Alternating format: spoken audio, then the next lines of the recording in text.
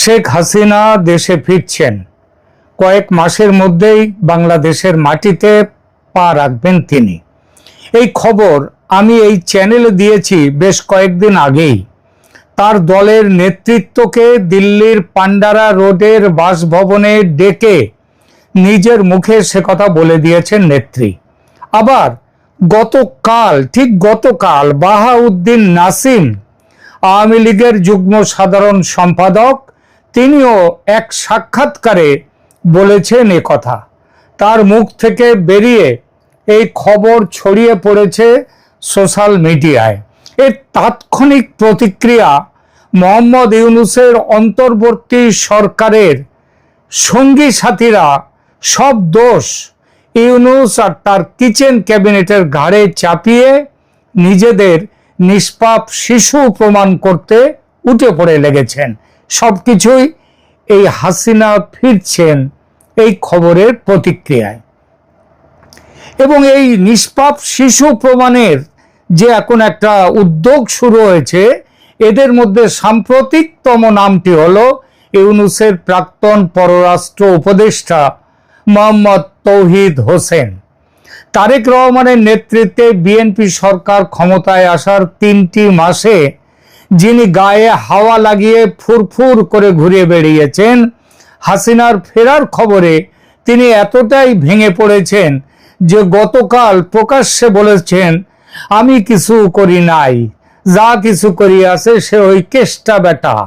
কেষ্টা বেটা মানে পুরাতন ভৃত্যে, রবি ঠাকুরের সেই পুরাতন ভৃত্য যা কিছু হারায় গিন্নি বলেন কেষ্টা বেটাই চোর। তো এখানে কেষ্টা বেটা হচ্ছেন মোহাম্মদ ইউনূস আর তার কিচেন ক্যাবিনেট। এটা ওই বলেছেন তৌহিদ হোসেন, তারাই যা করার করেছে। এমনটাই হয়। ডুবন্ত জাহাজ থেকে সবার আগে সমুদ্রে ঝাঁপায় ইঁদুর।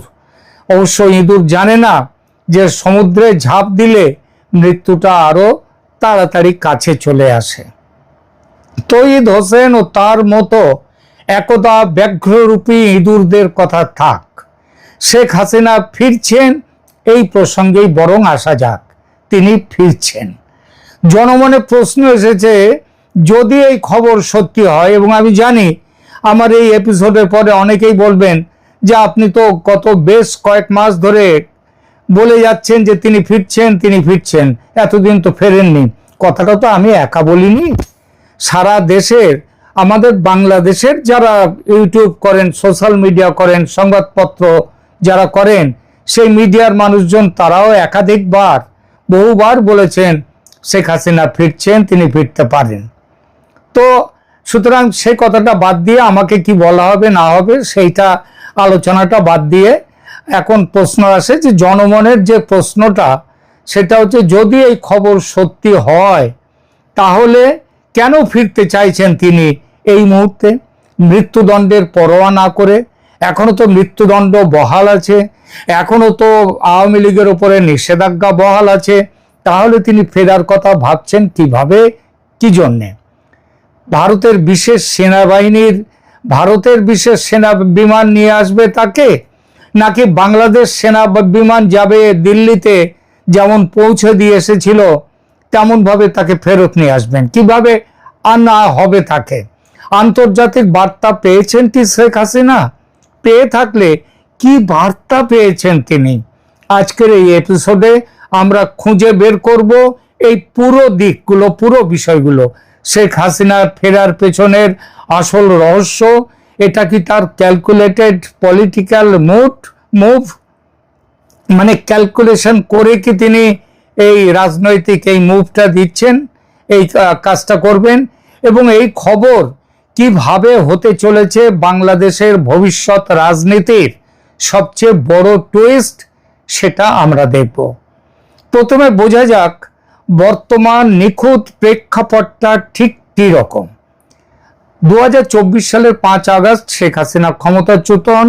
অভ্যুত্থানের সময় বাংলাদেশ সেনাবাহিনীর একটি বিশেষ বিমান, এ খবরটা সবাই জানেন, তবু 2 বছর আগের ব্যাপার তো অনেকে ভুলেও যেতে পারেন, যে বাংলাদেশ সেনাবাহিনীর একটি বিশেষ বিমান তাকে এবং তার বোন শেখ রেহানাকে নিয়ে দিল্লির হিন্দন বিমান ঘাঁটিতে পৌঁছে দেয়। তিনি তখন থেকে ভারতে আশ্রয়ে আছেন।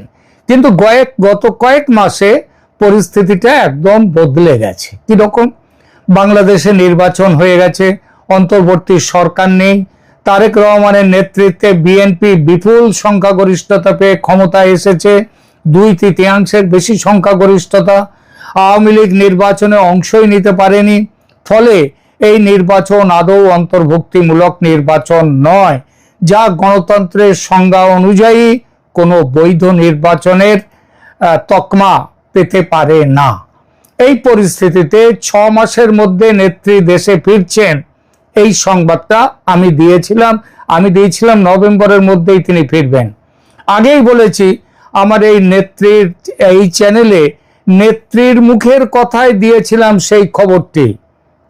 আবার গতকাল 26শে মে 2026 বাহাউদ্দিন নাসিম এক সাক্ষাৎকারে বলেছেন শেখ হাসিনা 6 মাসের মধ্যেই দেশে ফিরবেন।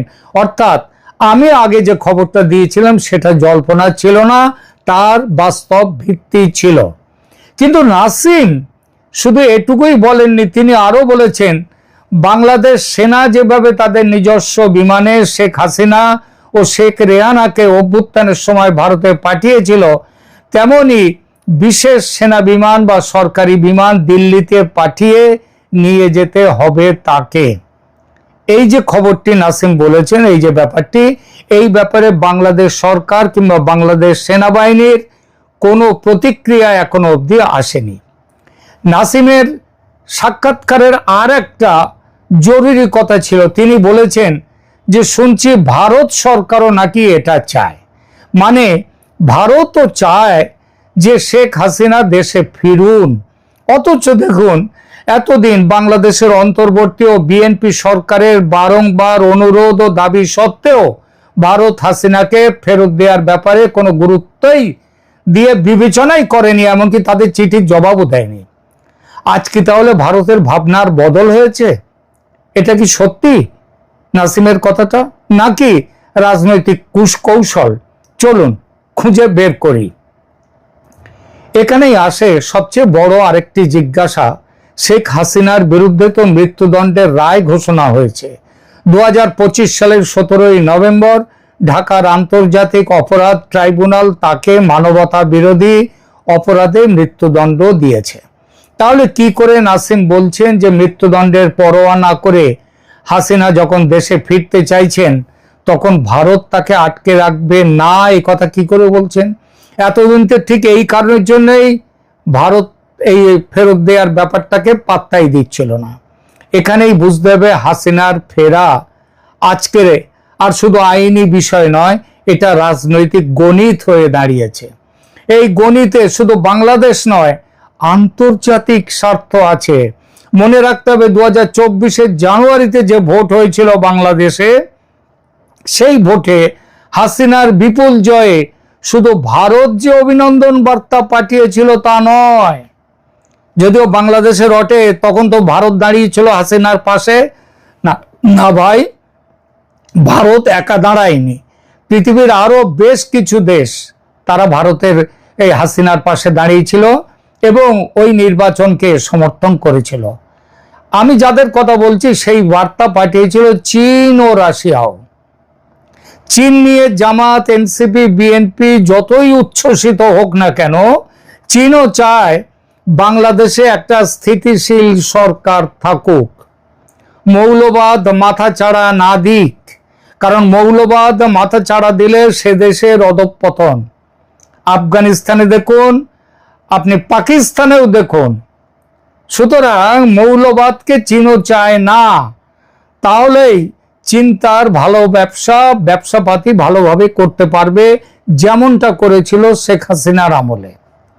আর রূপপুর পারমাণবিক বিদ্যুৎ কেন্দ্র তৈরিতে রাশিয়ার বিরুদ্ধে ঘুষ খাওয়ার অভিযোগ কে তুলেছিল? মোহাম্মদ ইউনূস। সঙ্গে ছিল কে? আজকের এই বিএনপি দল। রাশিয়া সেসব কথা ভোলেনি।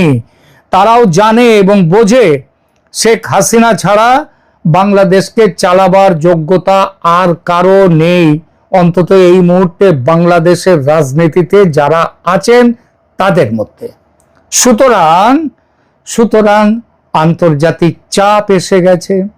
বিএনপি সরকার সত্যিকারের জনতার ভোটে বিজয়ী নির্বাচিত সরকার, এই দাবির আন্তর্জাতিক স্বীকৃতি কিন্তু এখনো মেলেনি।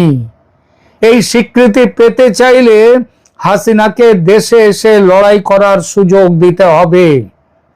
জোর করে মাঠের বাইরে রেখে দিলে চলবে না। মৃত্যুদণ্ড, দেখুন, মৃত্যুদণ্ড কার্যকর করা কঠিন শুধু নয়, এটা সিম্পলি ইম্পসিবল, অসম্ভব। বিশেষ করে যখন বিশ্বের বড় দেশগুলো, যার মধ্যে